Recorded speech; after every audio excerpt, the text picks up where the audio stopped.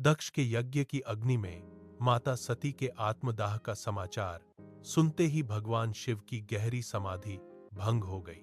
उनके शांत मुख पर क्रोध की लहरें दौड़ने लगीं और माथे पर स्थित तीसरा नेत्र धधकते हुए अंगारे की तरह चमक उठा।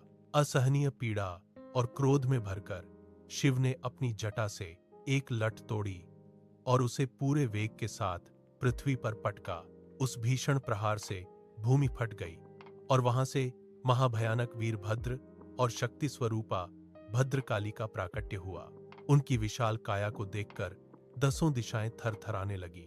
शिव का दिव्य शरीर क्रोध की अग्नि से तपने लगा और उनकी मांसपेशियां पत्थर की तरह कठोर हो गईं। उन्होंने अपना डमरू उठाकर उसे इतनी जोर से बजाया कि उसकी गूंज से पूरी सृष्टि में विनाश का स्वर फैल गया। शिव की जटाएं किसी प्रलयंकारी आंधी की तरह चारों ओर लहराने लगी थीं और उनका त्रिशूल दिव्य प्रकाश से चमक रहा था। पूरी सृष्टि इस विनाशकारी नृत्य के सामने स्तब्ध रह गई। यह तांडव था जो समस्त रूपों को मिटाकर एक नए चक्र के आरंभ की नींव रख रहा था। शिव का नृत्य तब तक नहीं रुका जब तक दक्ष का अहंकार पूरी तरह भस्म नहीं हो गया। अब महादेव ने अपना महाविनाशकारी तांडव नृत्य आरंभ किया। उनके प्रत्येक कदम के प्रहार से विशाल पर्वत हिलने लगे और समुद्रों के जल में भयंकर उथल पुथल मच गई।